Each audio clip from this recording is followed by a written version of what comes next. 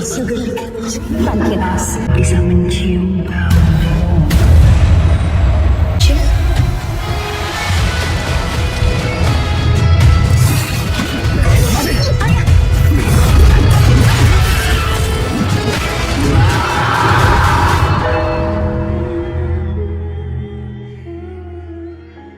One day, right at the start of the film, a high-ranking army officer named Colonel Bento meets a man named Samir in a secret meeting.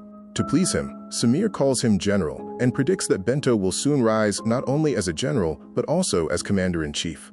In exchange for this power, Bento gives Samir a box full of gold bars. When Samir asks about the second offering, Bento shows it to him. Samir then takes Bento to a room where Bento hands the gold box to a woman, a mistress. On the other side, Samir opens a large box containing a teenage boy bound hand and foot. The woman takes blood from Bento's body, mixes it with oil, drinks it, and with a strange sense of satisfaction, even eats a gold bar. Then she blindfolds Bento so that the commander's power can flow into her. In the final step of this ritual, Samir brutally kills the boy. Blood starts flowing through pipes, and the woman pulls a lever, bathing her entire body in it. The scene cuts to Osman, who has just been released from prison after serving a long sentence. His daughter Mary comes to receive him, but Osman is shocked to see her pregnancy. At that moment, a taxi driver named Ibrahim arrives, claiming to be the father of the child. Osman refuses to accept him because he's just a regular taxi driver. Later at home, Osman watches Bento on TV, giving a speech as a presidential candidate. This marks the beginning of the family drama. Osman insists that according to Islamic law, the marriage is invalid without his consent. Mary tries to explain that Uncle Raza had acted as guardian in Osman's absence, but Osman refuses to accept it. That night, Osman dreams that his wife is being brutally attacked. The next day, Ibrahim receives news of his father's illness. As Ibrahim leaves, Mary tells Osman that Ibrahim's father is just as guilty as him. Osman replies that he isn't a professional criminal. He only punished the killer of his wife, a price he paid by going to prison. Meanwhile, at the hospital, Ibrahim's father is in critical condition. The doctors have given up hope. At the same time, Mary begins to experience labor pains. Osman suggests a C-section, but Mary refuses due to lack of funds. Just then, Osman receives a new call from the criminal underworld.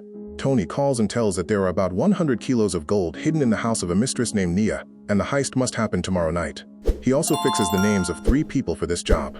Tony says that if even one of these 3 is unavailable, the plan cannot go through. The 3 people are S.A., Farsi, and Soor. Here's something to note. Tony was actually Colonel Bento's secretary shown at the beginning of the movie, and the names he mentioned were code names. Anyway, Usman works with these 3, but Tony refuses to include anyone else in the team. To pay for his daughter's operation, Usman agrees to this dangerous offer. Meanwhile, Ibrahim, following his mother's instructions, goes to retrieve a mysterious box left by his father. His father believed that he would not find peace until the box was handed over to his heir. While getting the box, Ibrahim experiences a terrifying incident. A corpse suddenly falls in front of him and then disappears. Eventually, he obtains the box, which is said to protect him from evil forces. As soon as I get the box, news comes that his father has passed away peacefully. For planning the heist, Usman calls Saud, whose real name is Salman, and Farsi, whose real name is Reza, as Tony instructed. There's a brief argument between Reza and Usman regarding Mary's guardianship. Reza says that Ibrahim is a good kid. Next, they go to recruit the 4th member of the team, Seir, an expert in occult arts, whose real name is Azar. There, they receive a shocking surprise. Seir's funeral is taking place. Usman is even more shocked when he discovers that Ibrahim is actually Azar's son. Ibrahim now wants to join the team in place of his father. He explains that before dying, his father had told him and his mother everything about the crime world and the gang. Ibrahim also reveals that while Usman was in jail, he had been taking care of Usman's family at Sora's request, and that's how his bond with Mary began. Usman asks, "Does she know that I'm joining the gang?" Ibrahim replies, "She doesn't know anything right now." Eventually, Usman convinces Ibrahim to include Seir in the plan. That very night, they set out for the heist. To keep things simple, Usman assigns code names to everyone. Usman becomes Otto, Salman becomes Saud, Reza becomes Farsi, and Ibrahim becomes Suur. The plan itself is straightforward. The others will search the house for gold, while Seir will use his father's spiritual powers to protect the team from black magic or spirits outside. The problem is, Sar doesn't actually know anything about rituals or mantras. He assumed his role would just be driving. That's when Usman reminds him that his father's job wasn't only driving. He also protected the team from evil spirits. Seeing no other option, Ibrahim trusts an old book left behind by his father. and places his father's knife on the car's dashboard for safety. However, Usman notices that Ibrahim isn't able to handle things the way his father could. Anyway, when Ibrahim senses danger, Saud signals him by honking 3 times and enters the house. As soon as the mission begins, paranormal activity erupts both inside and outside the house. Ibrahim sees an old woman dancing strangely in the distance, slowly moving toward him. In the blink of an eye, she's in the back seat of Ibrahim's car. Terrified, he jumps out of the car. When he peeks inside afterward, no one is there, but the knife on the dashboard has shattered into 2 pieces. Meanwhile, inside the house, Sud finds a girl tied to a bed in one of the rooms. He goes to rescue her. Just then, a man wearing a mask enters singing. It's none other than Samir. Seeing Sud, Samir laughs and says, "Welcome, Your Majesty. This is a royal feast." Saud protests, saying, quote, "She's just a child." But Samir replies, "She's a child, sure, but 70 years old." Before Sud can react, Samir attacks him.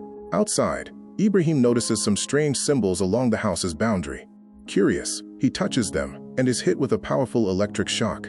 When he gets up, he sees countless entities standing both inside and outside the house. Frightened, Sir nervously pulls a book out of his pocket and begins reading the spell. As soon as he reads it, the spirits vanish. He quickly tries to get into the car and drive away. But then he remembers the promise he made to me, that we would look out for each other. So he starts honking the car horn repeatedly to send a signal. Yet the invisible spirits surround the car, and even the sound of the horn gets strangely muffled. Summoning his courage, Sewer then enters the house. Meanwhile, Farsi goes into a room searching for the gold. Suddenly, a ball rolls out from under the bed. Farsi looks down but sees no one. As soon as he lifts his head, a spirit appears for a moment and then vanishes. Terrified, Farsi rushes out of the room and his eyes fall on pictures on the wall showing the Mistress with several high-ranking army officers. Just at that moment, Seer arrives and sees someone's foot on Farsi's shoulder. Without hesitation, Seer strikes Farsi's shoulder hard with his sleeve, and the foot disappears into the air. Elsewhere, in a fight with South, Samir is finally defeated by him. In another room, Otto is waiting. South drags Samir there, furious, and explains that this despicable man had tried to torture a little girl.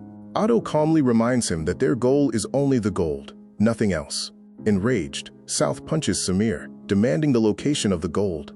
Samir laughs strangely and says, "You guys barged into the wrong house at the wrong time." Just then, Sir and Farsi arrive.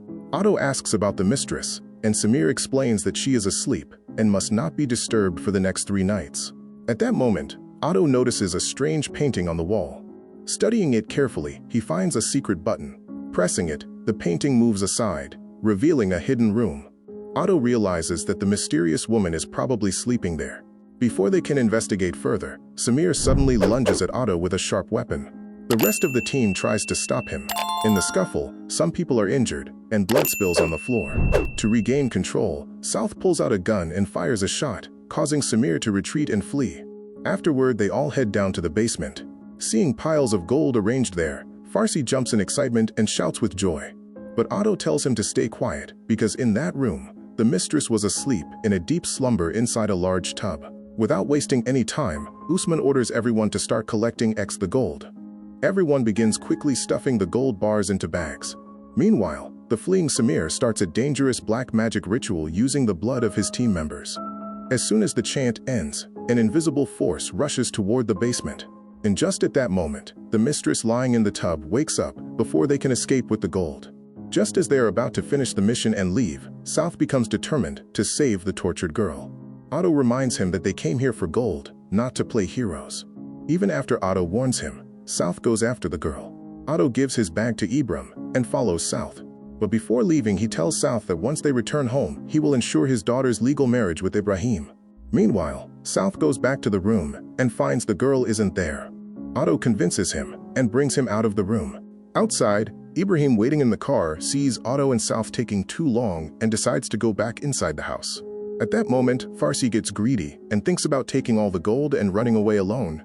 But as soon as he sits in the driver's seat, he realizes the steering wheel is missing, removed by Ibrahim. Now Farsi also goes back inside the house and meets Sewer. Once everyone is together inside, the real horror begins. Suddenly, all the lights in the house go out. In the glow of Otto's torch, they see the Mistress in the corridor, her body twisted unnaturally. South fires his gun in fear, and the Mistress disappears like smoke, instantly, taking the form of a giant snake. South shoots again, and at that exact moment, the mistress appears right beside him. They try to run, but get trapped in a loop. No matter how many times they run, they end up in the same place. Finally, they find themselves face to face with that little demon. She mocks them, calling everyone king except for Ibrahim. Terrified, South loses control and starts shooting at the mistress like a madman. But the mistress reaches South at superhuman speed. Scared, South keeps firing his gun, and the mistress falls. When he turns to look again, she's sitting calmly on the sofa. South fires again, but this time the mistress attacks him. As Otto shoots to save South, the girl says, "Be patient. Your turn will come." In the blink of an eye, she severs South's neck from his body and starts drinking his blood. Witnessing the horrific death of his companion, they run away. Otto and Farsi rush to the window through which they had entered. But now there's no window, only a solid wall. With no way out, Otto and Farsi hide inside a wardrobe. Outside, the scene is terrifying. The mistress, half human and half snake, is searching for them. Once she leaves, Farsi asks, "What kind of place is this?" Helplessly, Otto admits he only knew that this house belonged to a courtesan, nothing more. That's when Farsi realizes they are essentially just bait. Meanwhile, Ibrahim is hiding in another wardrobe. While outside, Gundik is searching for him. After a while, the mistress leaves, but before they can breathe a sigh of relief, multiple hands grab her from behind. The scene cuts to Mary. Waking up from sleep, Mary calls Ibrahim's taxi company and finds out he didn't go to work today. She suspects that maybe Ibrahim went to commit a robbery with her father. Mary thinks hard. She rubs her pencil over the notebook in which her father had written the robbery details, and the address of that cursed house appears. The scene cuts. We see Otto and Farsi entering a room. Otto hides in a wooden box, while Farsi hides under a cot. The mistress enters the room and smells Farsi. Terrified, Farsi calls her auntie and begs for forgiveness, but it's no use. The mistress in her snake form drags Farsi out by his hair. Later, as soon as Otto emerges from the box, Samir comes from behind and knocks him unconscious. The scene cuts. Ibrahim is at the seaside. The mistress approaches him, speaking sweetly to him. But suddenly the girl traps Ibrahim with her massive snake-like tail. Abruptly, Ibrahim regains consciousness. He realizes it was all just a hallucination. In reality, he is lying on a sofa. There he sees a girl crying. This is the same girl South had seen earlier. She says that her family was killed. She was imprisoned here, and everyone tortures her. Emotionally, Ibrahim promises that he will rescue her. The girl says people always promise to save, but no one ever does. Saying this, she lowers her veil. Ibrahim is stunned. This is not a girl at all, but a boy. The boy explains that he was the one who instructed 4 people, all born on the mystical Friday, to be brought here. His aim was to use these 4 to kill the mistress. In a flashback, Tony calls Samir. He says it's time for them to move to higher posts, closer to the general's rank. On the other hand, the boy imitates Samir's voice and says, "It's time for General Benu not only to become the commander, but the president of this country." Tony then asks, what offering will be needed this time? The boy orders, "Send these 4 people born on the special mystical Friday." You'll remember Tony had fixed the names of these 4, because they were all born on that special day. When Ibrahim asks the boy if he is the mastermind, the boy reveals that he is just a pawn of the mistress. He explains that the blood of people born on mystical Friday is considered the blood of ancient kings, and it's not meant to kill the mistress, but to keep her eternally young. Ibrahim, shocked, says he wasn't born on that special day. The boy replies, "You weren't supposed to be here. Actually, your father should have been here. He was born on mystical Friday." Then the boy drives a pencil into his own eye and tells Ibrahim that to kill the mistress, he will have to be taken to the ritual tub in the basement. Meanwhile, we see Otto and Risa tied to a table for sacrifice.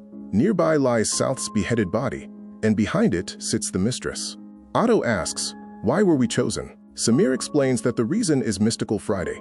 This special day is what has woven all of your fates into a single thread and has left an invisible mark on you.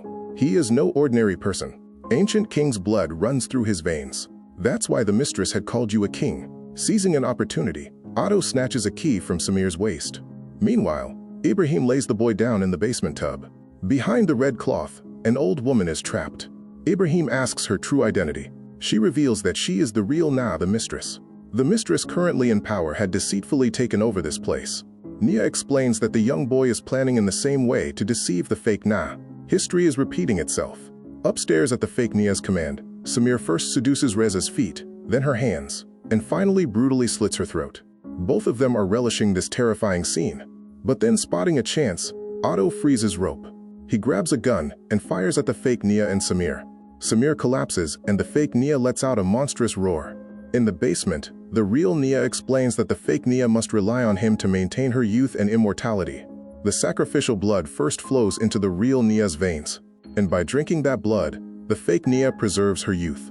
As soon as Reza's blood flows down, the real Nia orders Ibrahim to pull a lever. Hesitant, Ibrahim pulls it, and a torrent of blood gushes onto the boy lying in the tub. Upstairs, the fake Nia grows even more ferocious as she hunts down Otto. Otto hides in a room, but she breaks through the wall, thrusts her hand into his stomach, and gravely injures him. Facing death, Otto refuses to give up. Summoning his last ounce of strength, he fights back and finally decapitates the woman. Blood-soaked and exhausted, Otto collapses. In his final moments, he sees his dead wife, who suddenly takes on a horrifying form. Otto realizes that this woman is not his wife, but his mistress. She drives her nails into Usman's face, and he starts writhing in agony, dying. Meanwhile, Mary, still searching for her husband, arrives at the cursed house. In the basement, the real Nia tells Ibrahim, "Give your blood, the blood of the mystical Black Saturday." The woman uses her supernatural power to shove Ibrahim.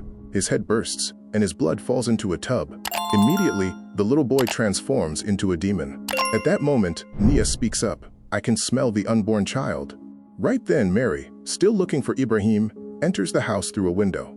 Afterward, the fake Nia arrives in the basement and summons the demon. "Live, my children," she says. But the demon grabs her by the throat and kills her in a single strike. Just then, Mary arrives, still searching for Ibrahim. Seeing Jay, she freezes. Ibrahim runs toward her. Nay warns, if Joe eats the newborn tonight, he will be complete forever. At that moment, Jay takes control of Usman's body. Mary sees her father and tries to reach him, but Ibrahim shouts, "He is not your father." Mary doesn't listen. She thinks he is her dad. Joe throws Ibrahim aside with his supernatural power and grabs Mary by the throat. Ibrahim tries to save her, but Gio restrains him as well. Mary screams, "I am your daughter." There's still life left in Usman's body. He fights against Joe's control and finally releases Mary and Ibrahim. Ibrahim immediately grabs Mary and flees. They hide in a room, but Mary's water bag bursts. Ibrahim places her in the bathtub, and she attempts to give birth. Meanwhile, Nia says, "This is no ordinary child." Finally, Mary gives birth. At that exact moment, Gio breaks the door and moves toward them. Ibrahim tries to stop him, but Gio lifts him and slams him down. When Ibrahim refuses to give up, Gio holds his throat suspended in the air. In the end, Gio snatches the baby from Mary and throws her aside. Mary faints. Ibrahim watches helplessly as Gio devours their child alive. Then Nia says, "This baby is far too powerful for this one-eyed demon." In an instant, Gio spits out the child. His body then explodes, killing him. In the end, Ibrahim and Mary take the child and leave the house. Ibrahim removes the steering wheel and sits in the car. He also takes a bag full of gold with him. The next day, Tony comes to that cursed house. Seeing Tony, the old Nia asks, "On what mysterious day were you born?" Before Tony can answer, Nia uses a supernatural power on him, and Tony bursts apart.